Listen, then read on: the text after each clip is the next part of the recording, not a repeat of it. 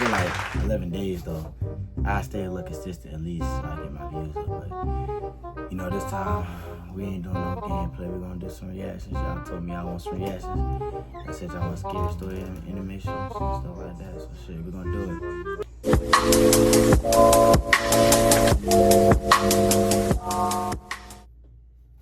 The happiest moment of my life was when my son Steven and my daughter Sarah were born.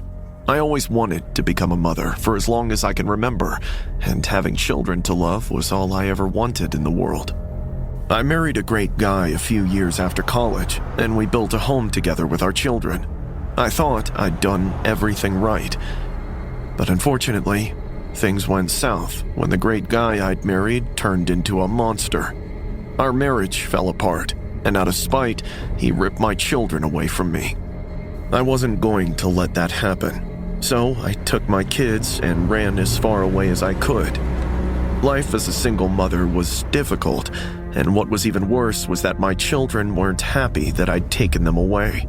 They refused to talk to me no matter what I said, and I knew it was all because their demon of a father had painted me as the bad guy. Despite their ominous silence whenever I entered the room, I still loved them.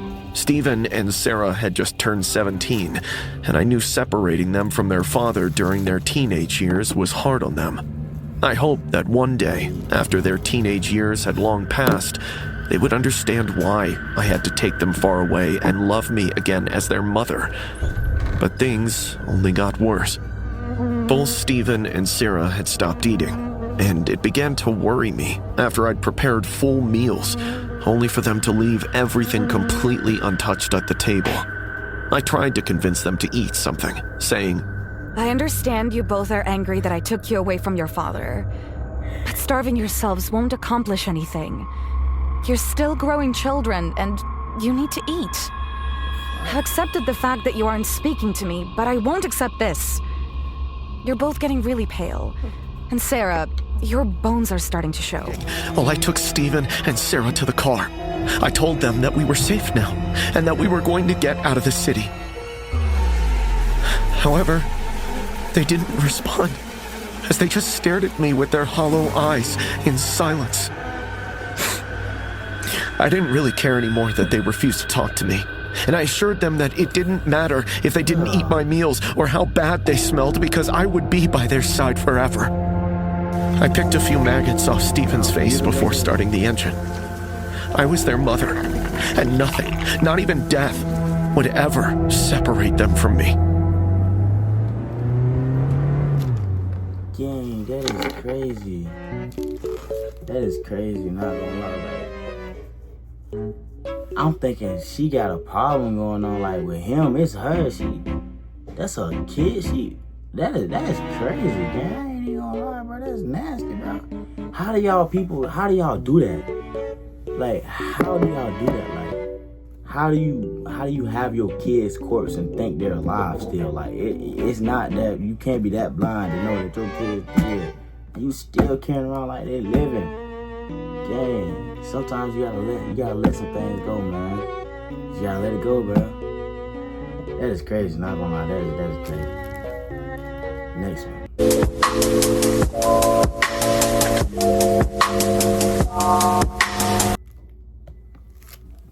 When I was little, my mother always used to tell me that she loved me more than anything in the universe, and that she would always do everything in her power to make sure I was happy. These words used to bring me comfort in my early childhood, but unfortunately, that all changed when I realized just how far my mother was willing to go to keep her word. I witnessed her commit unspeakable atrocities for my sake, and I've never been the same to this very day. My father abandoned my mother and me for a younger woman after I turned 14. He didn't even file for a divorce, as he just fled the state with his new wife to avoid paying child support. Things began to fall apart pretty quickly, as my mother was a traditional housewife who didn't work at my father's request. It was really difficult for her to stand up on her own 2 feet, but despite that, she did everything she could to support us by taking on several odd jobs. I tried to help out, as I attempted to find jobs of my own, but my mother wouldn't let me, as she said it was her duty to provide and that I was still too young to be working. Despite how hard she worked, we barely had enough to cover rent, and we had even less for groceries. It wasn't long before we began rationing our food, and we often starved ourselves on many nights. There was one particular night when I was starving so badly that I began to cry. So my mother came into my room and held me in her arms as she said, I know things are pretty hard for us right now, Charlie. And it breaks my heart seeing you like this. But I promise you that from tonight henceforth, you'll never go hungry again. I have a plan, and once I carry it out, we'll go back to having full plates for dinner like we used to. I could tell my mother was just trying to comfort me, as even at that young age, I knew just how bad things were. We still hadn't paid the rent, and I knew there were still many hungry nights ahead of us. However, my mother had this disturbing look in her eyes, and to my surprise, she kept her word, as we had full plates of dinner the following night. While I was ecstatic to eat, I couldn't really tell what type of protein was on my plate, and I remember asking my mother about the mystery meat. Hey, Mom, what type of meat is this? I don't recognize the texture or taste, and how did you get so much of it? My mother then calmly looked at me and said, There's no need to worry about where the meat came from or how I got it, Charlie. Just be grateful that we now have more than enough to eat for dinner, just like I promised. I could tell my mother wasn't going to tell me the truth, and even though I was worried, I scarfed it all down as I was starving. However, even though I ate it all, my gut kept telling me that something was wrong. The following nights, my mother returned with the same bags of mystery meat, and every time I tried to pry, she would look at me with an eerie smile before uttering the words, Bon appetit, Charlie. I thought about leaving things be, as even though I didn't know the origin of the mystery meat, we weren't starving anymore. But my curiosity kept eating away at me inside. So one night, I decided to follow her. I trailed my mother after she left the house, and it only took a couple of minutes before I uncovered the horrific truth behind the mystery meat. I watched in horror as my mother lured a stray dog that I'd seen around the neighborhood into a dark alley. I can't bring myself to recount the morbid atrocities my mother committed against that little animal with a large cleaver. I threw up all over myself, and I ran back home crying. After I regained my... I'm gonna tell you like this. Sometimes mamas gotta do what they gotta do. You gotta eat what you gotta eat. She providing, but not gonna lie, a dog is crazy. There's a lot wrong with that. But another thing is, just eat your food. Don't worry about where she got it from. If you know your mama's struggling, why you worry about how she got the food? Don't worry about it. Just eat it, man. Just eat food, man. That's crazy. Like, don't even worry about it. But I mean, you want to be nosy and you want to find out where she got it from. How you find out? You can't really be scared. It's not really. I don't even know why this is scary. It's not even really scary because I mean, she did what she gotta do. But I mean, still, I mean, you want to know where she was getting it from. Why you followed her? To eat it. It's all like to eat it. composure, I waited for my mother to arrive, and as soon as she walked through the door, I screamed the words, "How could you do something so horrible, Mom? I followed you, and I saw what you did." My mother, who now had tears in her eyes, calmly looked at me and said, Please don't look at me like that, Charlie. I am your mother, and I did what I had to make sure we could survive. Even if it meant doing those heinous things to put food on your plate. "We had other choices. I could have worked and supported you. Anything but this." They were only strays, Charlie. No one is going to miss them. Please don't make me feel even worse than I already do. Even if you had helped out by working, that wouldn't have changed our situation. We had no choice. So please just go to your room and forget everything you saw tonight. I couldn't believe what my own mother was saying. I'd always loved animals, and even if she asked me to let it go, I couldn't stomach the horrors I'd witnessed that night. So I ran to my room and called the authorities. My mother was arrested and formally charged with aggravated animal cruelty, a felony carrying a sentence of up to 3 years in state prison. I was taken into Child Protective Services, and I can never forget the look on her face as they took her away. It's giving me chills. Though. The decision that night has haunted me ever since. I kept You calling the police? My bad for the background. You calling the police on your dude's game? That is crazy. Not gonna lie.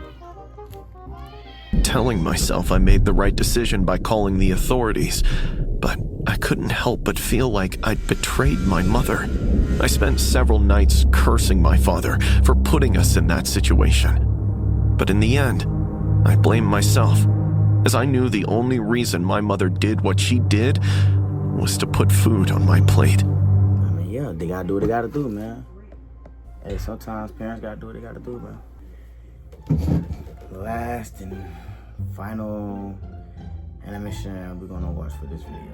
I might record some more. I gotta go to a more quiet background, but I might record some more. But this is the third one. All I gotta say is sometimes parents gotta do what they gotta do, man. They gotta do what they gotta do. So let's get this one started. I've always hated my mother with a burning passion. I know this is a horrible thing to say about your own mother, but from the moment I was born, my mother has always been a terrible monster. She always used to look at me with disgust in her eyes for as long as I can remember, and she went out of her way to make my childhood a living hell. I never understood why my own mother hated me so much, and it wasn't until I was a little older that my grandmother explained the reasons behind my mother's hatred, as it all began before I was even born. My father's name was Nathaniel Green, and he was a soldier who died during active service just a couple of months after marrying my mother. She was pregnant with twins at the time of his death, and the doctor told my mother that she was expecting a boy and a girl. My grandmother told me that our mother named us Marcus and Amelia, but she could tell she was more excited for Marcus to be born, as she believed he was all she had left of her late husband. Unfortunately, at the time of our birth, I was the only twin to survive. The doctors described it as an exceptionally rare and atypical case of fetus in fetu. My brother's spine and partially formed bones were discovered in my abdomen, and they had to be surgically removed before they could cause serious complications. My mother, who needed a son to remind her of her dead husband, despised me for eating my brother Marcus and constantly berated me for something I had no control over. She would often say things like, You shouldn't have been the one to survive. Why couldn't have been my boy Marcus? He was all I had. But you wanted to hurt me.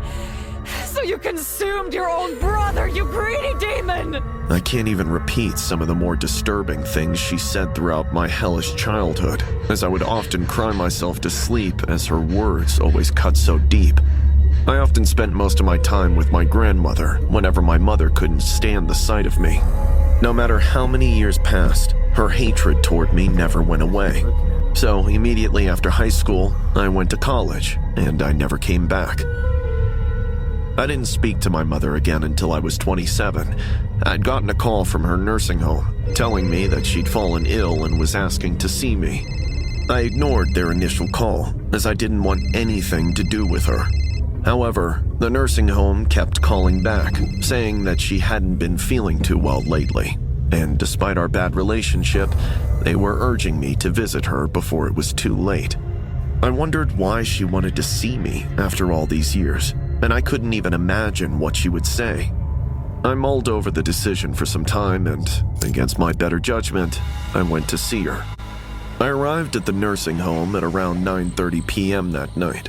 After I walked into her room, I saw my mother sitting next to the window.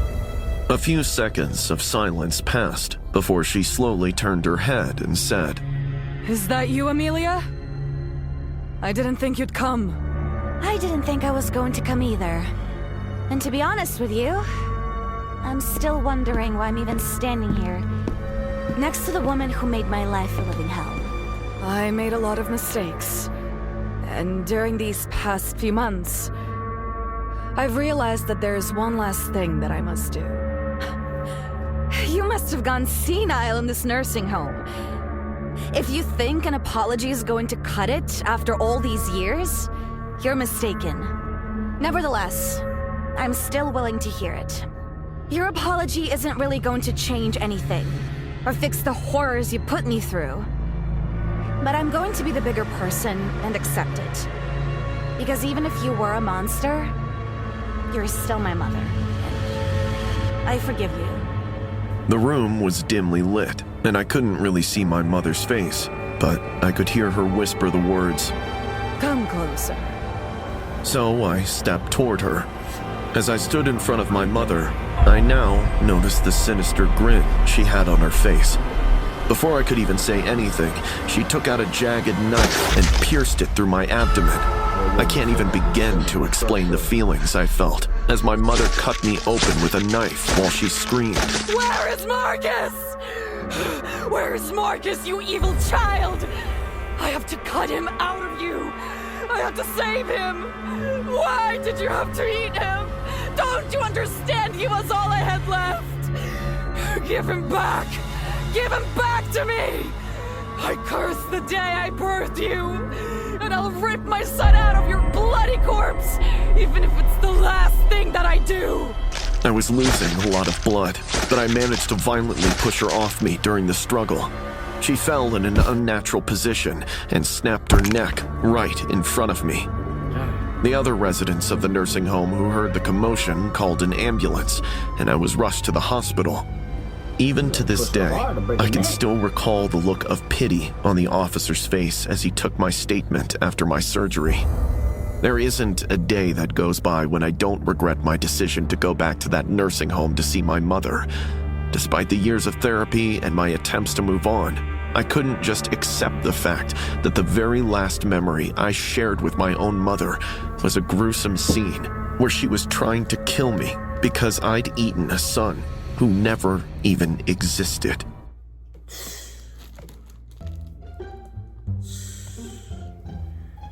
I ain't gonna bout. That was crazy. First of all, I don't know why if you even went up to your mama like I wouldn't have went up. If you know she hates you and she telling you come here, you can barely see her face. What make you think if she telling you come here, she finna do something pleasant? She obviously finna do something to you. I don't know why she did that. That was crazy. Man, y'all let me know what y'all want next, man. I'm gonna try to find some more better ones. Like, comment, subscribe, man. Gang, gang, gang. Yo, Migo.